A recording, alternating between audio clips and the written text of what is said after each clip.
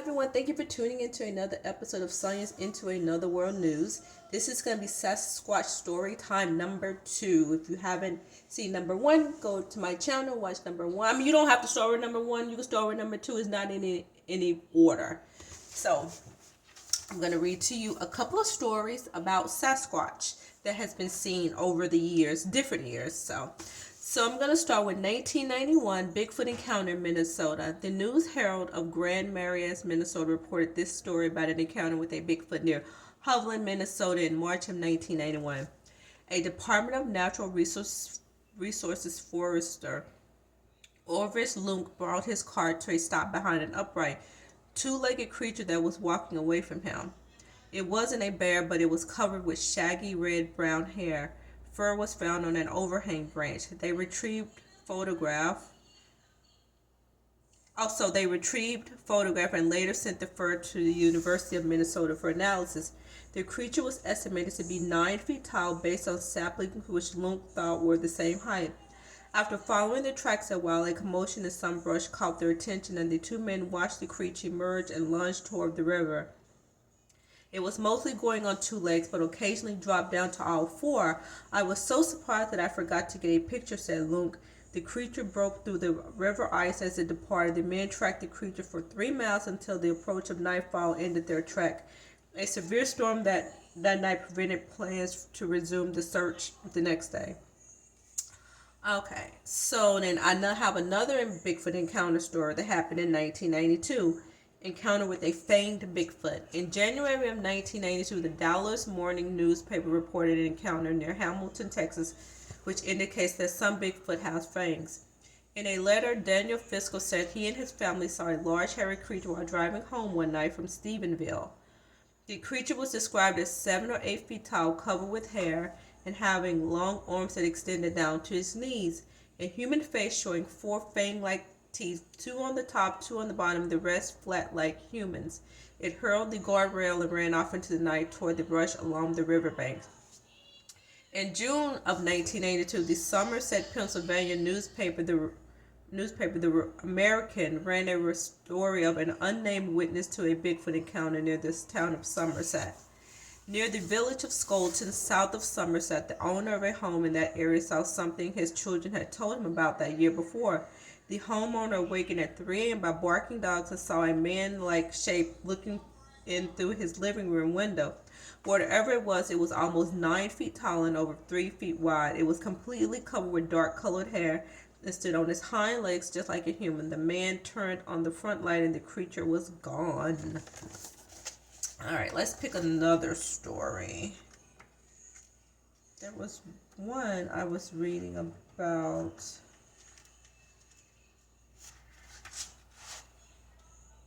So this one happened in 2017. Skunk ape sighting near Ocala National Forest, Florida. The National Cryptid Society website has a case from late June of 2017 of a skunk ape sighting near the Ocala National Forest, north of Orlando in central Florida. Pretty much in my neck of the woods. The sighting was submitted by Rob. I was driving down 182 Avenue, known by locals as Forest Road 8, and I turned this corner, and no more than 35 to 40 yards ahead I seen what I believed to be a Florida skunk ape, Bigfoot of Florida. It was so quick that I didn't have time to get my phone and snap a picture, but it came from Sunny Hill Reservation to the Ocala National Forest. It took one stride to cross the road, estimating it to be 7 to 9 feet tall, about 3.5 foot wide, long mammoth-like fur. I stopped in the middle of the road, astonished, trying to see it through the woods, and absolutely nothing there. No trace, no noise, absolutely nothing. And then you can go to, then he has a website in here, www.nationalcryptidsociety.org. Let's see what else I got. I'm going to do one more for you. This is from 1884, Bigfoot at Ochesee Pond. The next known report is from 1884 when a creature which was reported as a Wildman appeared at Ochesee Pond, a large wetland covering nearly 9 square miles in southeastern Jackson County, Florida, located below Grand Ridge and Sneads in the southeast corner of Jackson County. Ochesee I'm not sure if I'm saying it right. Ochese Pond was a focal point for early settlers. The pond is covered by vast cypress swamp, although there are some stretches of open water, mostly notable its southern arm. The strange, like human creature was often spotted roaming the swamps or swimming from place to place. As more sightings occurred in the remote area, the local residents, many of them former Confederate soldiers, met and launched an expedition to capture the wild man of Ochese Pond. In August of 1888, they succeeded. It was reported his body was covered in thick hair, but the captors believed he was a human who probably escaped from an asylum. No asylum reported such an odd escape. However, his captors became even more baffled by the wild man. Newspapers at the time were silent on the eventual fate of the Ochese Pond wild man. The last account says that the strange beast was sent to Tallahassee and then back to the Chattahoochee after scientists could not identify it. A case of missing Bigfoot captured. That's kind of sad that they captured it, and then there's no story as to what happened to it. Let's see. I know I said I was gonna do one more. Let's see. One more. Then that's gonna be it. This happened in 1965. Fouke monster shot at boy. The Fouke monster, later to be known as the Boggy Creek monster, and the Crabtree family surfaced again in Arkansas when 14-year-old James Crabtree was approached by a 7 to 8 foot Bigfoot while he was squirrel hunting in the woods near Fouke. The boy claimed he shot at the face of the Bigfoot 3 times. The monster ran away. Also in 1965, it was reported that a man near Tarrytown, Georgia, witnessed a Bigfoot over 8 feet tall that appeared to have been injured and mangled. Let's see. Okay, one more. That's good. That's gonna be it. I promise you. Let's see. Let's go back a little bit.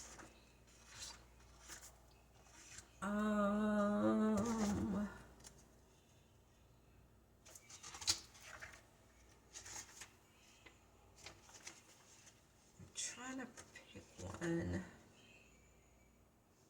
Oh, here's one. Okay. 1966, Bigfoot grabs woman through car window. Bigfoot reaching through the car window happened again, but this time in Southern California on the outskirts of Los Angeles and Hollywood. In August of 1966, near the town of Fontana, near Anaheim in the Cleveland National Forest, some boys reported encountering a small Bigfoot. One boy said he had been scratched by the creature and had his clothes torn. Then on August 27th, a couple of teenage girls from the area were driving around looking for the monster when they had a shocking encounter with the man himself. The driver, 16-year-old Jerry Mendenhall, had driven up a rough dirt track and was backing the car back to the main road when Bigfoot suddenly stepped out of the bushes and grabbed her through the window, which was open on the August evening. Jerry screamed and hit the accelerator back to the main road, and Bigfoot walked back into the bushes. She described it as having very slimy and matted hair and smelling like a dead animal. That seemed to be the cases with a lot of the Bigfoots. People often say they smell a foul, skunky, nasty type smell coming from Bigfoot. So, let's see, where was I? The ordeal was reported to the police, who went to the location and found an unexplained footprint that was 17 inches long and had only 2 toes. Later, Jerry Mendenhall went through a hypnotic session about the incident in which she exhibited extreme fright. This is pretty normal with any encounter with Bigfoot, except for small children and autistic adults. Most people, when they encounter Bigfoot, go into extreme fright and shock. I have heard that. And David Paulides was talking about that on his channel, because he's been doing these Bigfoot classes, and I think he's down to up to class number 6. I suggest you go to his channel. It's called CandyMissing.com, and follow his research and listen to his classes. They were fascinating. Let's see. Okay, back to this. Even those people who have briefly spotted Bigfoot before, say in the headlights of their car, are still very frightened when they come onto the powerful creature again. Often in a much closer setting, there is a sudden adrenaline rush when you find Bigfoot on the side of the road, with him even reaching into your car as you back up in search of the very monster who is now grabbing you. Hollywood can't make this stuff up, but they will be they will be inspired by it. And it is only normal that a teenage girl would need some counseling concerning the traumatic incident, including hypnotism. In the summer and fall of 1966, there were several different. Hold on, let me go to the next page.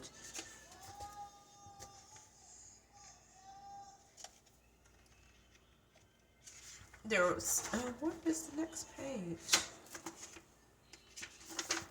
Okay, there were several sightings of what would seem to be older white-haired Bigfoot that had perhaps been cast out from their tribe and were now dumpster diving.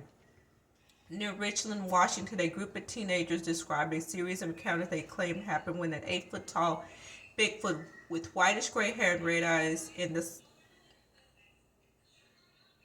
Well, let me read that again. Near Richland, Washington, a group of teenagers described a series of encounters they claimed happened with an 8-foot tall Bigfoot with whitish gray hair and red eyes in the summer of 1966. The teenagers claimed that they drove around at night all summer looking for the white-haired Bigfoot. As in some sort of Hollywood movie, these vigilante teenagers armed with .70 caliber rifles and such decide to spend their summer shooting this elderly Bigfoot. The teenagers Greg Pointer, Roger True, and Tom Thompson all testified and took lie detector tests that they had fired at a white-haired Bigfoot on several occasions, often at an old gravel pit they knew was a good place to find the creature. Roger True claimed that he hit the 8-foot tall Bigfoot with at least 3 bullets from a .70 caliber rifle but did not knock him down. Tom Thompson claimed that he fired a shotgun 10 yards from the Bigfoot but it hardly flinched. Other teenagers claimed that the Bigfoot threw rocks at their car, and as it came onto the road, they tried to run it down. But it dodged to the side and left scratches on the top of the car. And there you have it. Those are my Sasquatch Wildmen stories for this Thanksgiving Day. And yes, and happy Thanksgiving to all you lovely, beautiful people. I hope you eat well, eat lots of turkey, eat lots of pecan pie. I'm having barbecue for Thanksgiving. No traditional Thanksgiving dinner. Plus, I gotta work anyway. But yeah, so I hope you guys have a wonderful and happy Thanksgiving, and tell your loved ones, your family and friends how much you're thankful for them and all the happiness they bring to your lives and everything. So, before I want to go, so you know that UAP report was supposed to come out from Congress like 3 weeks ago. Nothing has been silent on it. John Greenwald has been posting about it because there's been people at the White House talking to, like, there was an episode he posted on YouTube the other day. It was someone from the press, I'm pretty sure it was at the White House, and he was addressing, I believe it was a general. I don't know. He had all these stars and badges, and I'm assuming he was some high-ranking officer general. And they were asking him about the UAP report, and he claimed he didn't know anything, that they were still, the report hadn't come out, that they would have to defer their questions to somebody else. I guess it's a Department of I don't know what it's called. One of those abbreviated long departments, ONID or something like that. But it's on YouTube. You can go to John Greenwald page and check it out. Then again, there was another YouTube John Greenwald with them addressing the report again at the White House, and they were talking to someone about the report, and the lady speaker didn't know anything about the report. She didn't know what's coming out. She told them that they would have to wait. So yeah, the report was supposed to come out 3 weeks ago. Been totally silent. Not that I am looking for anything worthwhile to be in this UAP report, because it's not going to be. It's going to be a joke of a report like the last report. Congress is not going to have any classified information in there that they're going to share with us. So I'm not even concerned about this report, because like I say, it's going to be a ridiculous, sad report like the other report that came out.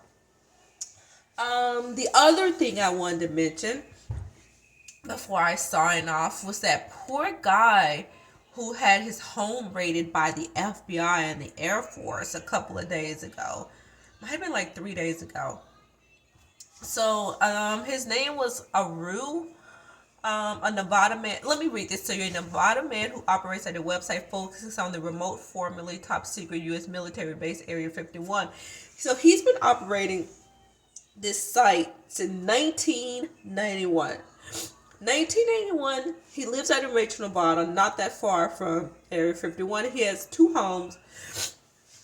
The FBI came in and raided both his houses with a no-knock warrant. They just barged in. They didn't tell him what they was looking for. They didn't arrest him. They just took all his equipment, his phones, his laptops, his paper, photographs, or whatever. They just took his stuff with no reason. And you know he's not gonna get that stuff back.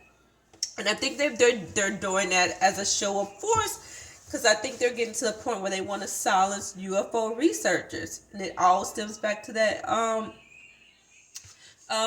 UAP Congress that happened back in June, I think. I believe that was in June when Congress had that meeting on UAPs. I'm pretty sure it was in June or July. Yeah, but Roderick Martin was talking about this on his website, Why the Big Secret, and Linda Moan Howe was talking about it too on her channel. Oh, and somebody else was talking about it on YouTube. But yeah, it's been on the news. This poor guy had his house raided, and they just took all his equipment, all of it. Let's see if. Sorry, I'm getting over a cold. Let me see what he said. It said Thursday that military and federal investigators raided his homes in what he called a bid to muzzle him, which is true. I believe the search executed with completely unnecessary force by overzealous government agents was meant as a message to silence the Area 51's research community. George Arnoux is his name, said in a statement about the November 3rd raid at his homes in Las Vegas and the tiny desert town of Rachel. The question is now, how far will they go? They're going to go as far as they need to go to silence UFO researchers. This is just the start of it. They're going to be coming after researchers such as Richard Dolan, Linda Moan Howe, Jeremy Corbell, James Fox, any major top researchers out there who's been looking into the UAP alien abduction phenomenon for decades, who's been getting information sent to them, who've been writing books about it. They're going to start coming after them, which I hope people push back if they can, because this is ridiculous. They want to start silencing us on top. Well, not us, because I'm just a hobbyist. I'm no major researcher. I just do this as a hobby in my free time. But other researchers, and Richard Dolan was talking about this. He was like, it's coming. He's like, they're going to start targeting UFO researchers next. And he's exactly right. And this is the start of it. This poor guy home being raided by the FBI is the start of it.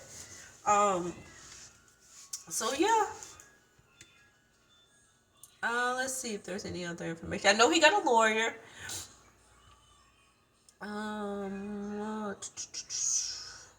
It says a press official with the FBI in Las Vegas declined to comment. The Air Force at OSI did not immediately respond to the email messages. I mean, what comment are they going to give him? They don't have a good excuse as to why they raided her home. He's been operating this website since 1991. They never bought him before, but all of a sudden now they want to target him.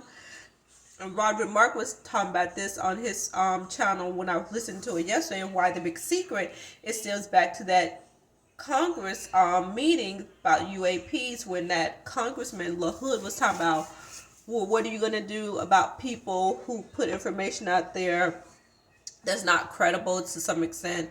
I don't know the whole details, but you guys can go back and find it. He was talking about people basically prosecuting people for talking about UFOs and UAPs and alien abduction phenomenon, misinformation and all that kind of stuff. And that's what it goes back to. So now, yeah, it's just the start of it. Just the start of it. So, I don't know. And you can also go to his website. He is taking donations, I believe, through oh, let's see, where's his website? GoFundMe. Yeah, you can go to GoFundMe and donate to his website, because he's not going to see that equipment. And if he gives his computers and stuff back, they're going to be ruined.